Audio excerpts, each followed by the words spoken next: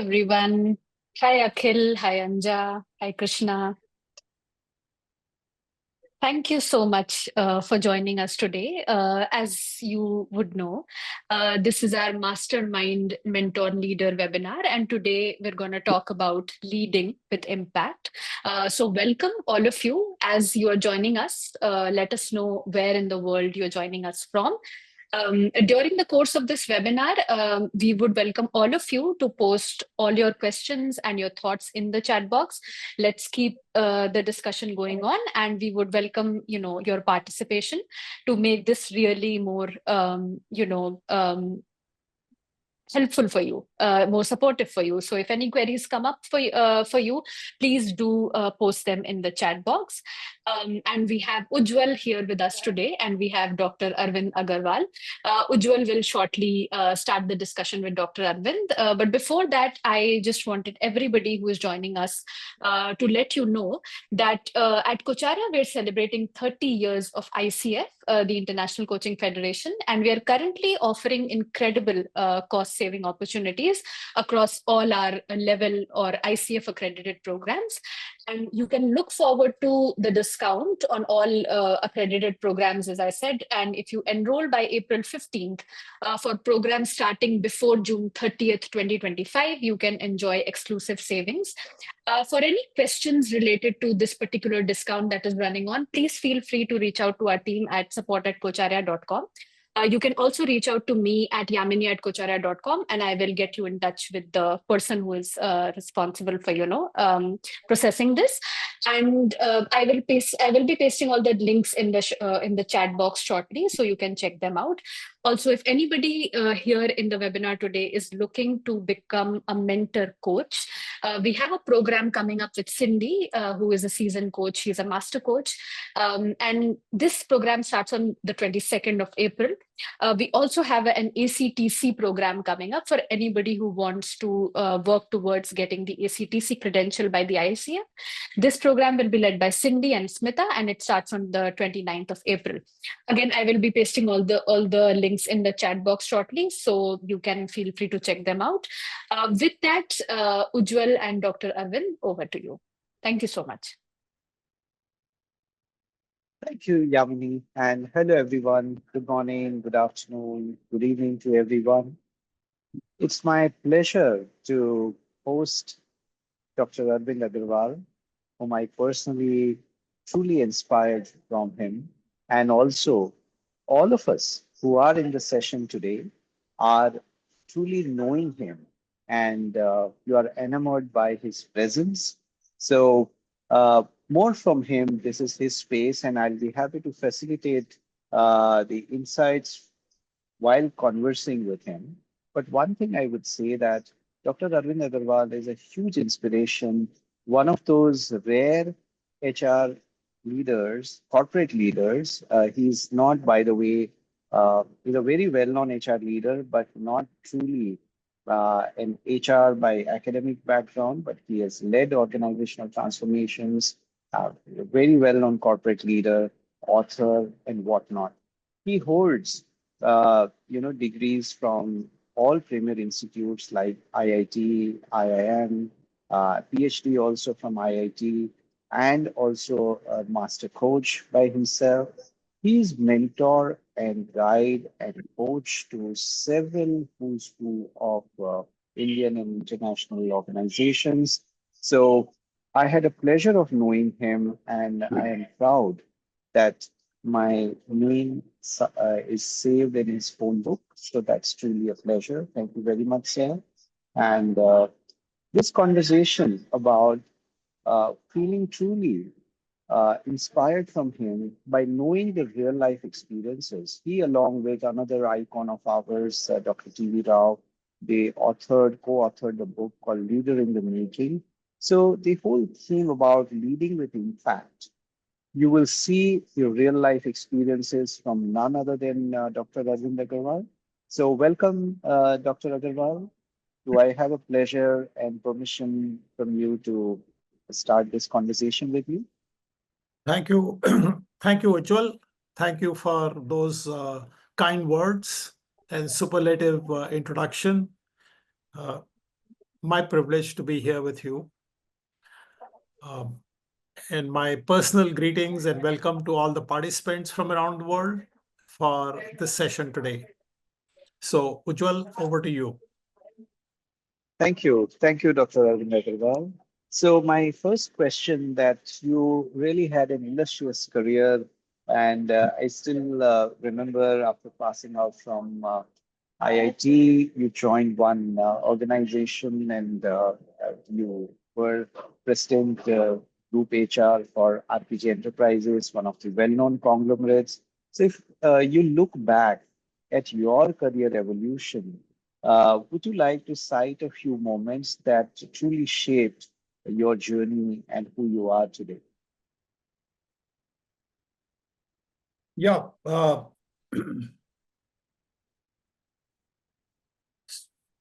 Like you said in your introduction, that I'm not really an HR professional by education.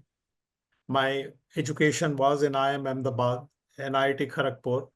So far, and neither of them prepared me for a career in human resource. But my passion for people and people-related issues brought me into human resource. Mhm. Thereafter, the big crucible experience was when I was offered an opportunity to move from human resource to marketing. Mhm. So, like I was new to HR profession, I was equally new to marketing. I had studied marketing in IIM Ahmedabad, but had never practiced it.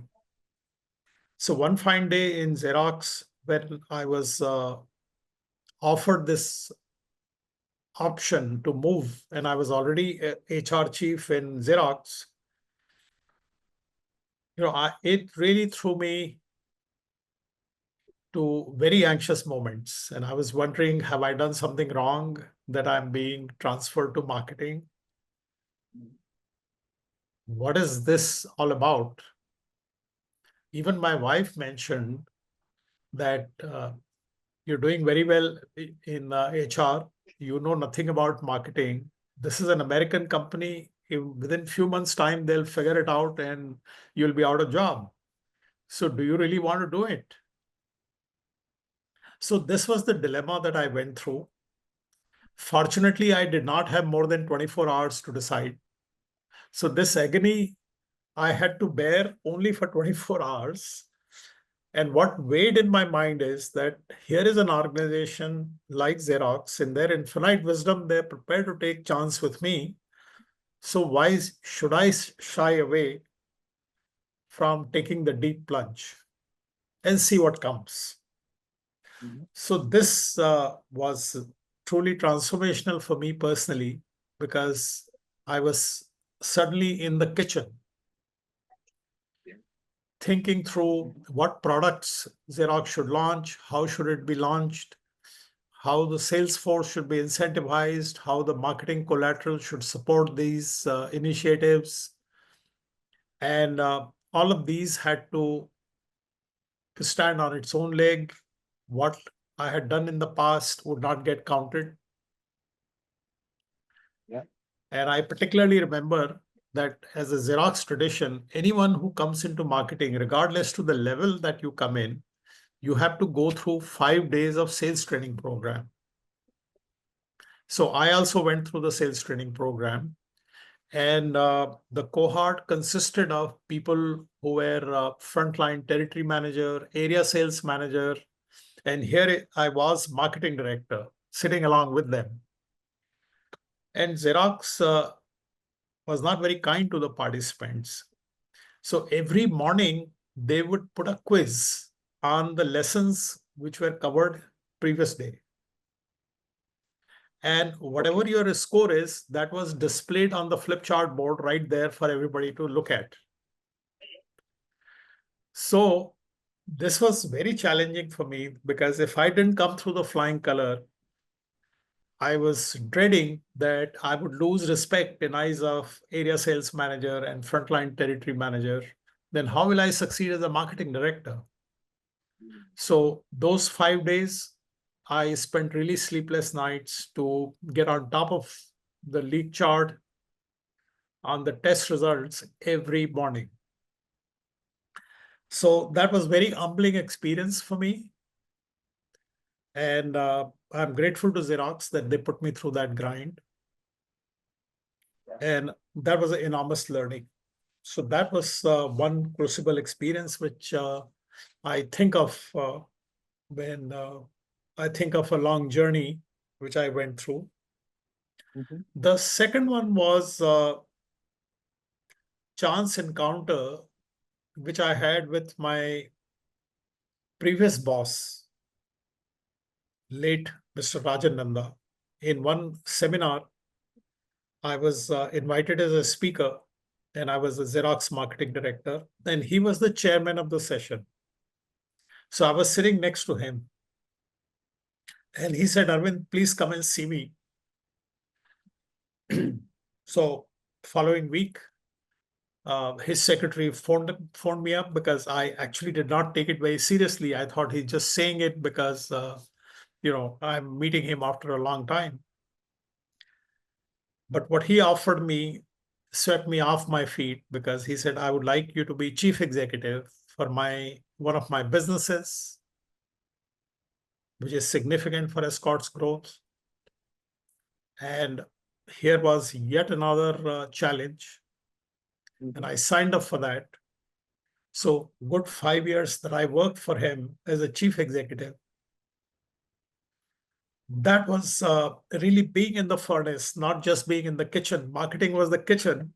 Here I was in the furnace. Furnace. Yeah. So I learned Yeah. from a 360-degree perspective, what does it make to make the two ends meet? The revenue, the production, the bottom line, the shareholders, all of that. Mhm. So these two stand out in my reflection today Mhm. as you speak about the crucible moments in terms of Yeah. my development as a business leader over the Mhm. years. Wow. I'm just soaking it in, and that feels like asking you if that is okay with you, sir. That if you have to advise to your younger self, if anything that you would have done differently at that time. Well, firstly, when the opportunity came, I should not have taken 24 hours. I should have plunged into it sooner because Okay. I think that was a uh, priceless exposure that I got. And I keep Hmm. advising all my young friends, people Yeah. who seek out my advice, that if you're getting such an opportunity, don't bat an eyelid. Don't ask at what grade, what salary, sign up for it. Wow. Because good 3 to 5 years of line experience really bakes you. Hmm. Yeah. Yeah. So that was tremendous. And as a marketing person, I was not load-bearing salesperson. And Hmm. if I get an opportunity, I would like to be one. And I would Yeah. have loved to have had that experience as well. Yeah. Absolutely. Yeah. Hmm. Absolutely. So yeah, just go forward and focus on the experience rather than Yeah. what is attached to it, like perks and designations and etc. So yeah, great advice. Those who are listening here and also who would be listening to us in recording later. So yeah, that's a great advice. Thank you for sharing that, sir. So you know that many of our uh, participants who are present today, they're coaches, right? And you have been one of the most well-known coaches. So, and me being a coach, practicing coach as well, of course, learning a lot from you in my whole journey and learning even now. One thing that I want to ask you, with many coaches grapple with, is about, because for them, soliciting business becomes a crucible experience. Many of them have fear of rejection. Many of them are making it an ego issue that if I approach the client and if they say no, I wouldn't take that. And they grapple, they privately discuss with me this fear. And you have been an avid learner, you still coach a lot of clients. So, any advice for coaches? So about seeking out business, I'm very poor at it myself. Okay. And I have been beneficiary of word of mouth, Yes, well-wishers and friends. yes, yes. And I frankly am hard to find words as to what can I advise in terms of seeking out business, except Yeah. I'm not shy of sharing with my friends what I do, Mm, because many of them have known me, experienced me in a different ways. yeah, Somebody yeah. has experienced me as a CHRO, somebody has experienced me as a marketing person, Yeah. somebody has experienced me as a CEO. Now here Hmm. I am a coach. Yeah, yeah, He or she doesn't know that. yeah, yeah. So Absolutely. I don't shy away from seizing a moment Mm, to with all humility to share what am I doing now, yeah, yeah, yeah. and Absolutely. leave it at that. If the other person then asks and double clicks on this to know more about it, of course I'm there to respond. Yeah, yeah, So I think this is a very subtle way to spread the message as to what you're yeah. doing. Yeah. So, I mean, you can spread out the word without hard selling it. This is what Yeah, the message that I'm absolutely. getting. And yeah, and I tell this to my coaching clients as well as the coaches as well, that coaching as a process gets activated when Yeah, somebody has a deep intent to work on themselves. So, yeah, then if they have an intent and you match their requirements, then they will be yeah, takers for sure. We have to keep trying. Like, absolutely. yeah, like I keep trying to convince my wife and haven't been successful as yet, but I still try every day. Yeah. So, And they say that the first step in the marketing is building awareness. yes, yes, So by sharing what am I doing, you're building awareness. building awareness. Consideration and closure of the business come comes subsequently. Wow, absolutely. Yeah, very simple, very profound. Hmm. Yeah. You wear many hats, sir. So you did your doctorate from IIT Bombay on a very different subject. Then you led RPG Enterprises into huge from where they are today. A huge credit to you for building that organization from people and process perspective. And then you authored the book, and I'm witness that it took almost 6 to 7 years for you to complete the book. So how do you keep learning, even reaching at this stage? Perhaps it is okay if you don't learn, but I see you learning every day. So how your learning has helped in what you are today, and any advice for all of us today? Yeah, I think in today's world, more than any other time, we have to be a learner. Hmm. And as a coach, one continues to be a learner as well from a client. Yeah. Hmm. And I recall learning from a client, if I may quote an example, Yeah. you know, I I start my coaching engagement with a 360-degree feedback. Hmm. And I used to prepare a document which will talk about strengths and areas of development. and there will be bullet points. And I had given it to one of the client, and two of us were having a session. And I found that this client had put number by pencil, 1, 2, 3, 4, 5. And I saw that and I said, that's a very clever idea. Bullet is not very useful in making a reference. If you have a number, it's much easier to call out that number 7. Can we have a conversation around that? Okay. So very simple thing, but I learned. And now I never have a document with the bullet points. It always has a number. Wow. Okay. Simple, So if you're observant, you're constantly learning from your clients, your friends, practices that they do. And today, the technology, for example, I'm a big user of technology. We two of us are using, Coacharya is using the technology to bring us together. Yes. And so artificial intelligence, I'm a user of artificial intelligence as well. Okay. So same 360-degree feedback example, if I continue, now after preparing that document, I feed it into artificial intelligence and I say that, can you categorize it under these 5 subheadings? So business leadership, people leadership, organization building, leading change. So I'll think of 5, 6 categories which are relevant to the particular client. Yeah. So AI is able to bucket it very quickly.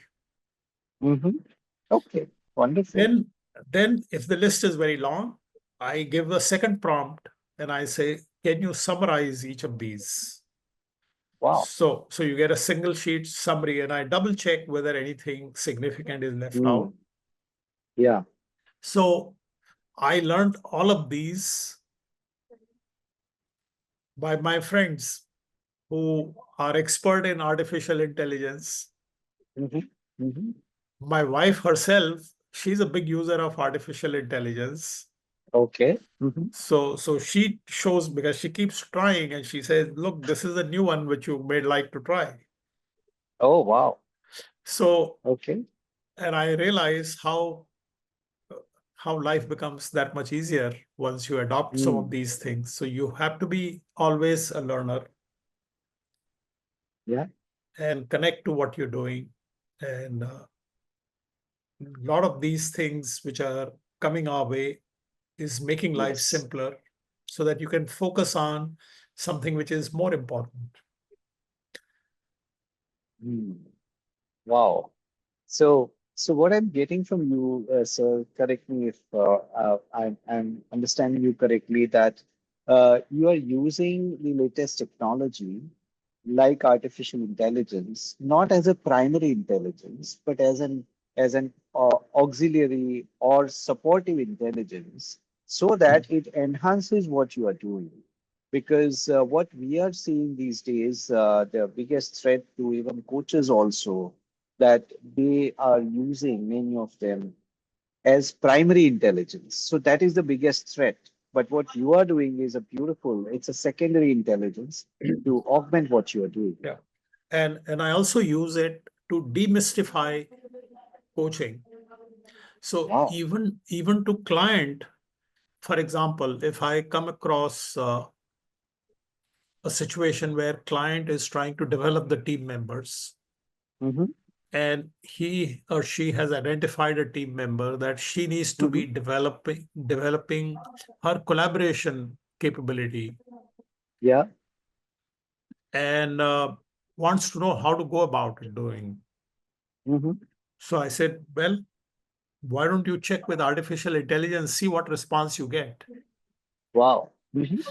And then I find that the responses which has come is pretty exhaustive. And I encourage the person to cherry pick what may be relevant in this particular context. Wow. And because ultimately I ask myself as a coach, what is my responsibility? To build capability. Yeah. So rather than taking him or her through a coaching process and helping her arrive at a particular conclusion on what may be the way to enhance the collaboration capability of the team member, Mm-hmm. here is a tool, Wow. and then she can use the tool for everybody in the team and all the time. Mhm. Yeah. Yeah. So I'm not shying away from bringing it to clients' attention. Mhm.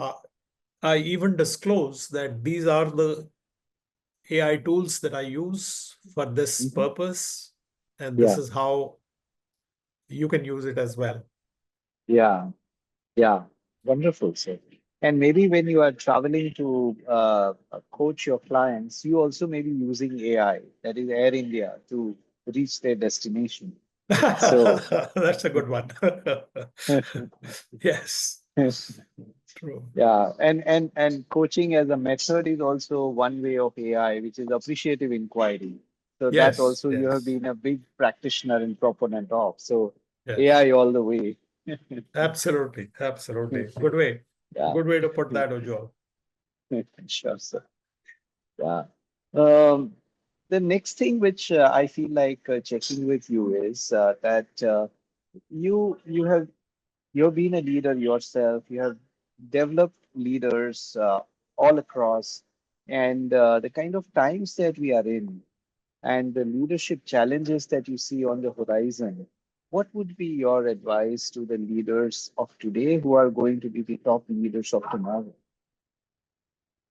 Yeah, I think the leaders today who I come across for coaching, they're all high Yeah. achievers. Hmm. They're very ambitious, and they also want to get things done in a hurry Hmm. because they are thriving in a competitive world, and Yeah. many of them work very hard. Hmm. 14, 15 hours a day is not uncommon. Yeah. So Yeah. amidst all that, they miss out time for themselves. Hmm. Okay. And therefore, one of my challenge, regardless to 360-degree and psychometric assessment, which the person would have gone through, I Hmm. always bring it to their attention that, okay, let's leave everything aside. What is your personal aspiration? What is ideal that you believe you must be? Hmm. In fact, I was speaking to a person, and she was leading a business roughly about two and a half, 3,000 crore rupees, mid-sized business. Hmm. So about two, $300 million. And I said, what would be your ideal self? You take the time horizon, you take 1 year, 3 years. So she says, no, 3 years is too far away. I take 1 year horizon. So I said, okay, in 1 year time, just describe yourself. So she says, okay, I'll take a walk for next half an hour. I'll collect my thoughts and come back. And she came back, noted down on her cell phone. And she says, this is who I would like to be on my next birthday. Wow. So I said, okay, let's recognize that as your aspiration, your goalpost. Now, let's describe what people are saying about who you are. So let's Hmm. open the 360-degree feedback. Hmm. Wow. Let's look at the psychometric assessment that establishes who you are today. Hmm. So once the gap is visible, then we will figure out what all needs to change. Yeah. And let's pick up 4 or 5 out of these to work on as coaching goals. Hmm. Wow. Amazing. So, and I have seen that when you do that blue sky thinking, Hmm. without being limited by 360-degree, because in 360-degree or any such psychometric tool, the conversation invariably is that I'm not good at this, I would like to be good at this. So it Yeah, becomes a correction exercise. yeah, yeah, And then coaching as a correction can be done, but it's less powerful, less energizing. yeah, yeah. Taking back to the point you mentioned earlier about appreciative inquiry, Hmm. that is not about, putting your finger on the fault and correcting it. Hmm. Yeah. Yeah, It's more to recognize your strength and leverage that to move toward your goal post. yeah, yeah. Wonderful, sir. What I also see in this, what you have done is that you also have asked them to paint on white canvas. So, Yes. where do you want to be? That's where the coaching begins. What is it that you want to achieve at the end of the session or end of the journey? So, from there, starting and then using this as a perspective of development rather than course correction happens automatically during the process, Absolutely. minus Yeah. the guilt and other negative emotions associated with it. Yeah. Absolutely. In coaching language, we would say, what does success look like? Ah, wow, amazing. What will the success look like? Yes, We yes. are getting into an engagement today. What will the success look like? Look like. Yeah, yeah, yeah. Yes, yes, absolutely. Mm. And is it okay also to put a spotlight on your one of your feathers in your golden feathers in your cap is as an investor in startups, you have built organization, you work with a lot of young leaders uh, who are investing in HR technology. You are a very seasoned investor. So what do you see happening on the startup front with young minds who are restless but want to make their business 3x overnight? So any experiences you would like to share with them? Well, that has been a very rewarding experience, and I mean rewarding underline. As in, Yes. so group of friends, like-minded friends, we came together to raise a Yeah. corpus, and Yes. we decided that since we understand HR space and there's a lot of activity in that space, best way is to put our skin in the game Hmm. and Okay. collectively share the risk associated to it. Mhm. And we can be ambitious about it if we pool our resources. So Yeah. we built a corpus and we invested in HR technology firms, and we are still invested in a couple of them. Others we have profitably exited, Yeah. and in the process, uh, I had privilege to serve as a board member in some of Yeah. the investee companies, Mhm. also be in the board of the HR fund itself. So, though they were a good business experience at one end, because many times the startup firms start with the passion. They want to accelerate very rapidly, but they equally need to have a feet on the ground. Mm. And many times they are not able to they're not able to connect the dots. Mm. Like I was Yeah. once, remember there were a group of people, because what we offered beyond the financial investment is mentoring. Mm. So what we said is that, okay, we have invested because whatever funds we have, that's a limitation. But on mentoring, we have no limitation. So we also invited startup firms who would like to benefit by our mentoring. Mhm. And Yeah. we were pleasantly surprised that lots of firms came up, and we signed up as mentor.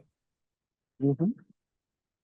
And for me, it was a great learning experience because these were people who were in their 20s, raring to go, full of enthusiasm. Yeah. I had all the structured corporate experience. Yeah. So it was learning from both ends, I would say, Yeah. Yeah. Absolutely. Yes. but very Yeah. invigorating experience. I enjoyed this entire experience, and the investment is still there, growing. Mhm. Mm. So, yeah, that's absolutely amazing, and I think those of people who got mentoring from you are really lucky. And what I wanted to ask you on that front, that when so you said putting skin in the game, do you put real serious money on the table along with your colleagues.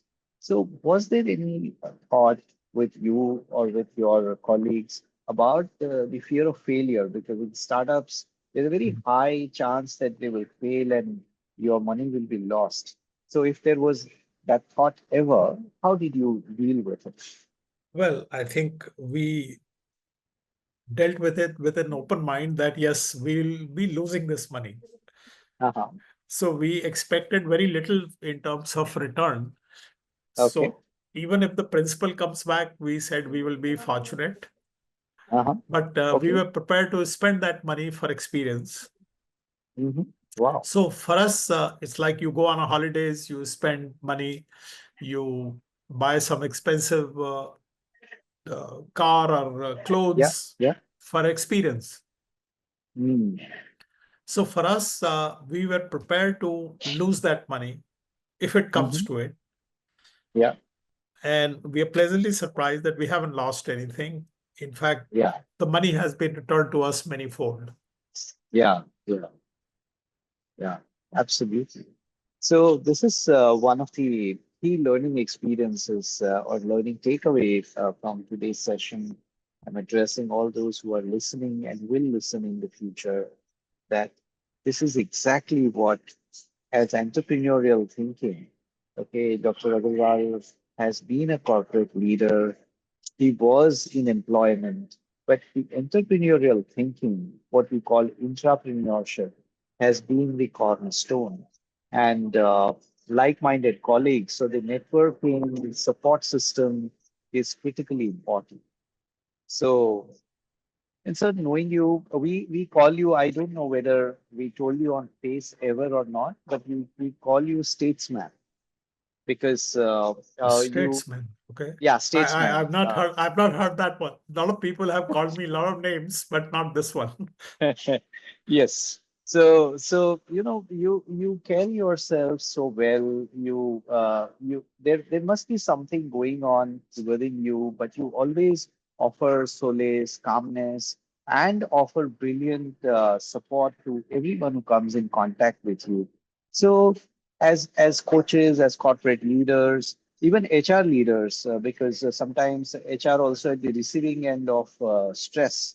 So how do you renew yourself? How do you, one, you said me time, but are there any insights which will help us to reduce the stress and get up with fresh thoughts next day? Yeah. It's basically acceptance that I am a human being and I can make mistakes. Okay. Mhm. And I would not shy away from acknowledging that and calling it out. Wow. Mhm. So inside me, the inventory of stress or anxiety is zero, because Mhm. if I have an anxiety, I should be able to share it with the person that I'm really anxious about this one. Yeah. Okay. Wonderful. Mhm. So I'm not carrying that anxiety anymore. It's a shared concern. Yeah. And then once it's shared, there is a conversation. What can we do about it? Mm. So anxiety Okay. is being actioned. So I don't mind bringing my vulnerability in the conversation. I do not present myself that I am know all and I have a solution to every problem. And whatever my advice is the ultimate truth and the way to go. Wow. So Yeah. that acceptance is very, very important. And therefore, I know I don't have to be right all the time. Wow. Yeah. Amazing. Yeah. So that anything which might have gone wrong becomes a learning experience and It updates becomes our a learning. inventory so Yeah. that we prevent the recurrence of the same. Yeah. Yeah. Oh, wow. That brings me to a reference that pops up in my mind. This Dr. Amy Edmondson, who is known for her work towards psychological safety. Her second book, which is known as A Right Kind of Wrong, in which she gives something similar, but coming from you is very, very profound. That it's acceptance, acknowledgement, and acceptance, and then rather than holding in something, express it and sort it out and move on. So yeah, absolutely. And there also is a underlying belief that the people around me are Yeah. equally good, nice people. They actually are not who are trying to fix me into a Uh-huh. rabbit hole. Okay. They're not there to harm me. They're well-meaning people. Yeah. So that belief is an important one, because you would tend to be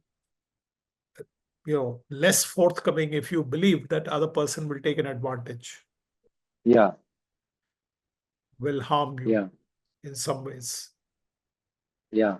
But if I believe that Ujjwal is a nice man, he's not going to fix me, he's not going to embarrass Yeah. me, Yeah. he's not out here to find fault with me, Yeah. then I have nothing to fear. Yes. Yes. So wow. That with a basic premise of trusting the other person rather than keep doubting. Yeah. So yeah, wonderful. Wonderful. So that brings me to ask you, and then I might like to invite those who are listening to us to ask you any questions, because that will be a great experience to hear directly from you, with your permission, sir. Yeah, So sure, one thing, sure. yeah. So before we go there, one question that who so you are like an inspiration and role model to many of us. That way, who is your inspiration and who would be your role model that you draw your inspiration from? Yeah. So there are several, uh, Mm-hmm. you know, and Ujjwal, you and I were in the same cohort when Cindy and Ram were leading us through Yes. MCC sessions. Yeah.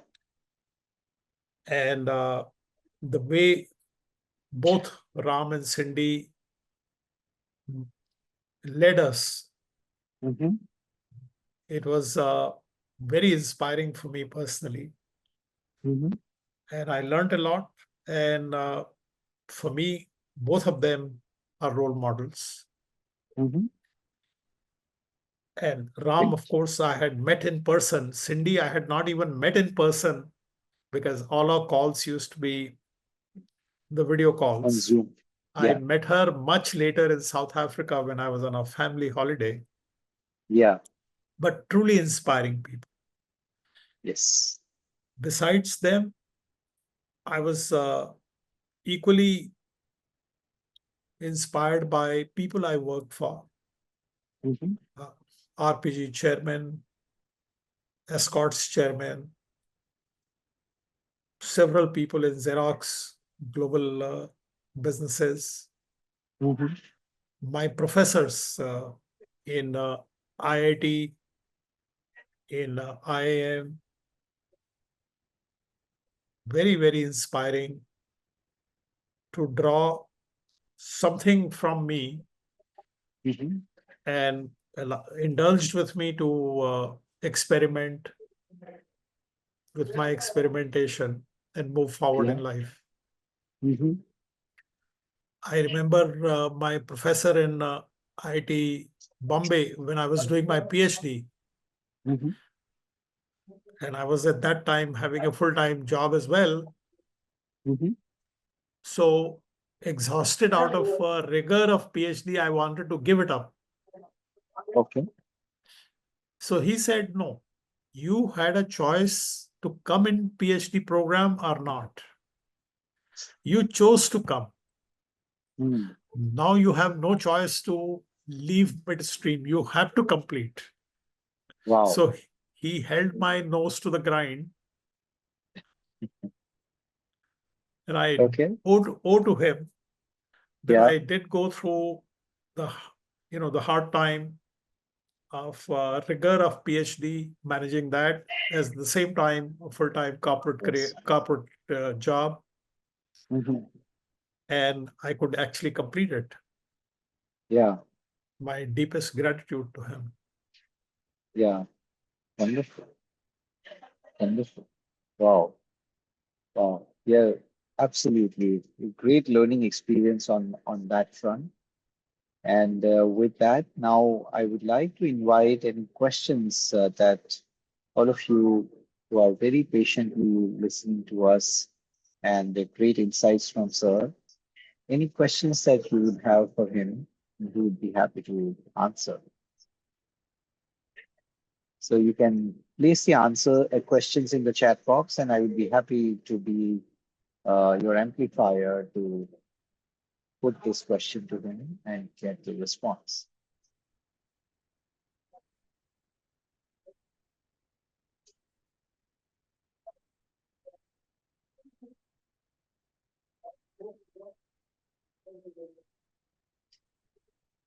And reading also the chats. Thank you for your kind words. Okay. So, sir, we have first question from Amit Bhatt. Amit is asking, what inspired you to be, rather, I guess he'd like to ask, what inspired you to become a coach? Yeah, very interesting question. Well, firstly, I have always been associated with development of people. And when I was growing, which was last 15, 20 years ago, this whole concept of coaching formally came in the forefront. And as I was preparing for my retirement, I recognized that this will be great for me to formally go through the coach certification program and pursue coaching as a meaningful way of contributing to the growth of other people, share my corporate experience, my learnings, and be available to people as a coach. So that was the motivation. And I'm very happy that I made that call because it's a very exciting journey and a meaningful one. Okay. Yeah. Sure. Thank you for that, sir. We have another question coming from Krishna. She wants to ask, hello, sir. Any example where you have fostered a culture of trust within your team, within the organization? Well, that is a continuous process, Krishna, because only when you have a trusting relations with your team, you will be able to delegate and they will be able to share your responsibilities, because on their shoulders rest your achievement. And you have to walk that extra mile to earn their trust. And I remember when I became chief executive in escorts for one of the businesses, I knew nothing about those business. But even on the day zero, I called for a meeting of my team and I shared with them that I'm here to work with you. I don't know the first thing about this particular business, but I'm sure all of you who have spent several years have a pretty good idea, pretty good understanding. And I'm going to ensure that I support all your ideas, the good ones which are in the interest of the company, so that together we succeed. So I'm here to listen to your ideas and tell me how it's going to benefit the company, what support you need from me. It'll be my job to ensure that you get that support. So in a way, I shared my vulnerability at one end, but at another end, I displayed my total trust that you know what needs to be done. Maybe you're looking for a support, and that's who I am. I'm going to work my butts off to support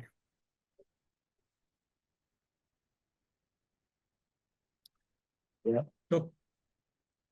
So I hope that answers the question Krishna was looking for.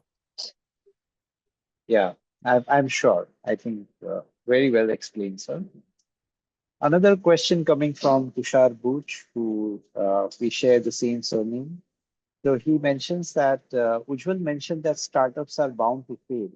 Would you agree? So I'm just rephrasing the question. When I said that, I mentioned that many startups in the beginning you don't know whether you will succeed or not, and many of them fail. So he's asking about the quality of entrepreneurship, how quality of entrepreneurship is more important in deciding fortunes of a venture. So your words on that, sir? So firstly, a startup has got a very high,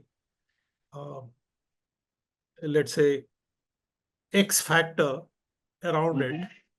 And most young professionals are attracted to go into a startup.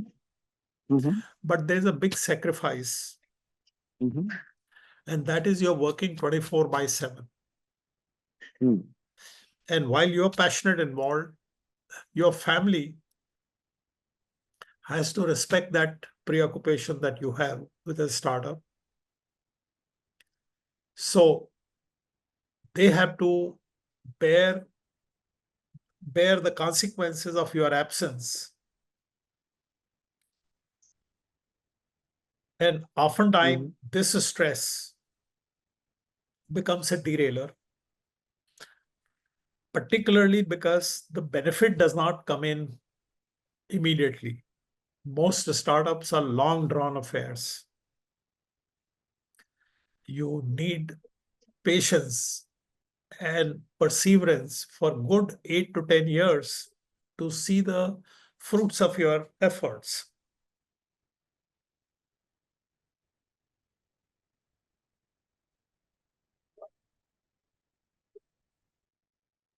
And which is why many people lose patience. And you see the failures. So in fact, failures outweigh the success. But that's the nature. People start up businesses. I don't know the exact statistics, whether it is 8 out of 10 which will fail or 7 out of 10 will fail, but it's pretty high number. Yeah.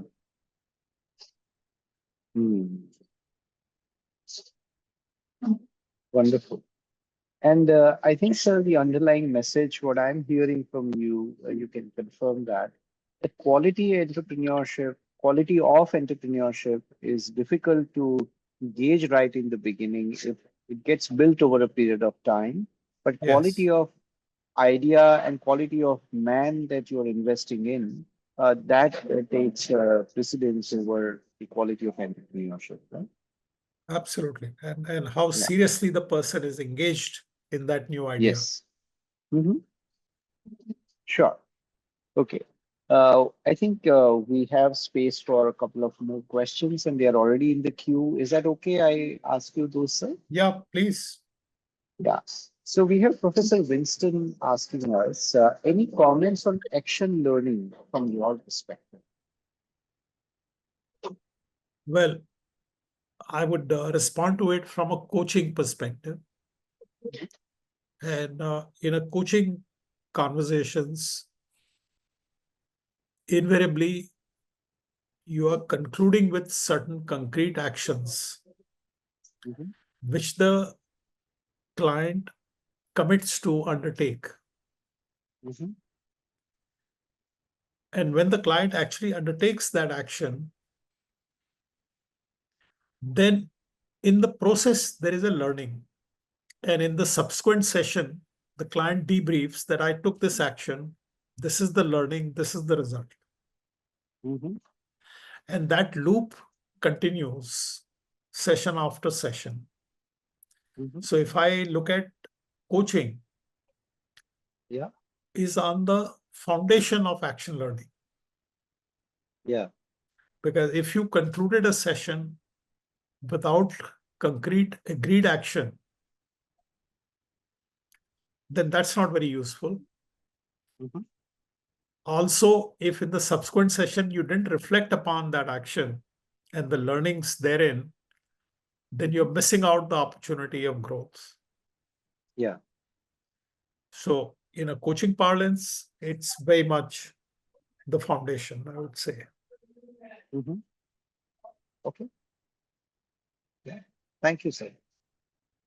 We have next question from Thalin Shetty. He's saying that, hello, sir, you mentioned how you're using AI to support you during your coaching conversations with clients. How do you envision AI enhancing coaching approach while maintaining the human element that is central to the ICF coaching philosophy? And there is an adjoining question, if I can add that. Krishna Setlur is asking, could you please mention once again the AI tools that you use in your coaching practice? Thanks. So, Yeah. So the last question first. yeah. I use a number of different tools. Mhm. I use characters.ai if I want to engage in a conversation with any renowned legend. For example, if I want to have a conversation with Steve Jobs, Mhm. then characters at AI, I can call on Steve Jobs or Elon Musk, and I can put a question and I'll get a response Mhm. from their perspective. So that's one. I use Google Gemini.ai. This is for summarizing my 360-degree report, categorizing 360-degree report. That becomes very handy. I also use Poe, for if I'm stuck somewhere and I want to know more about how to deal with this particular dilemma, Poe is able to respond to that.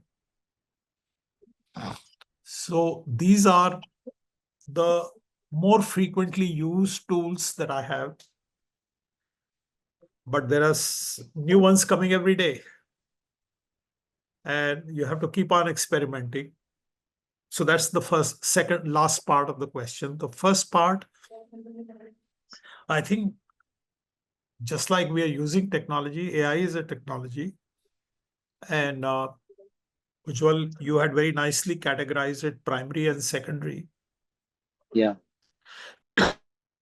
So for enhancing our own effectiveness, to increase our productivity, we should not shy away from using AI. Then you are still primary. Mhm. But that said, like Marshall Goldsmith uses Mhm. AI, so there is a Marshall Goldsmith bot. So in a normal Mm. course, you cannot have Marshall Goldsmith responding to you, but his bot will respond. Yeah. So to democratize the access to coaching, AI is perhaps a great approach Mhm. that vast proportion of leadership dilemmas, leadership challenges can be dealt Mhm. with by efficient use of AI. And then there is still the last mile, the critical 20%, where you may require engagement with a seasoned coach. So that way, coaching can be made available to much larger cross-section of people in the organization. And I see that development taking shape in time. Yeah. That'll be very good for coaching profession. It may not be necessarily, benefiting individual coaches, but we would all advance toward higher order coaching because the basic work will get done by AI and you are doing more higher end work. Yeah. So I see that as a very positive trend. Yeah. Wonderful. Thank you for that, sir. I know we are over time, but there are questions flowing. We have space for 2 more questions, sir, with your permission. Yeah, sure. Okay, and then Yamini, we may not take any more questions in the interest of time. But another amazing leader present here, Akhil Saxena, he's asking, Dr. Arvind, it's so good to see you, and my fond memories of you hiring me at RPG are refreshed. And my question, you have made many career transitions. How did you manage the fear of failure, especially when you were stepping into a completely a new area of work? Right. Hello, Akhil. Great to connect with you. And I hope you are enjoying your coaching journey. For you, also is a big shift. And you made big shifts from Unilever to RPG and from RPG to Amazon. And now putting all of that behind embracing coaching. So I think this is a question you should be responding rather than me. But since you had the privilege of asking questions, I would say that a level of self-confidence definitely gives me courage to take the plunge. Secondly, as I mentioned before, faith in the people with whom I'm going to be working with, that they will not let me down, they will support me, and I will have benefit of their working with them to succeed. So honesty of purpose, I would say, which is not going to be only my journey, but even people around me would be together in that journey. That gives me the confidence that, career transition is not as much of a risk as we think. Yeah. Wonderful. And the last question by anonymous attendee says that, hello, sir, honored to be in presence of both of you. What are your tips for a young coach pitch themselves to a mid-sized company and their HR for opportunities? Yeah, and you would probably know, the person who has asked this question would perhaps know more than me because, with my white hair and the years of experience, I have not been in your shoes to be able to answer that with any level of authenticity. So I will be only guessing that you have to be transparent about your capability, your vulnerability, and you may not win every engagement that you are walking up to, but there will be enough takers in the marketplace to open the doors for you. And then once you're through that door, make the best of it.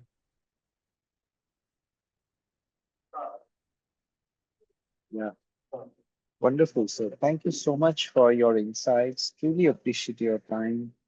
Thank you, everyone, for joining us. Yamini, Sylvester, Dean Coacharya.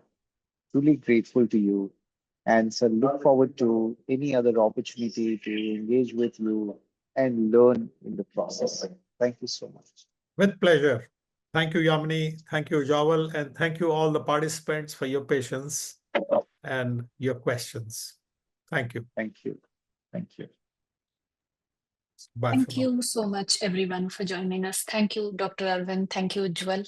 Thank you to all the Yes, sir. participants who came here today and asked all your questions.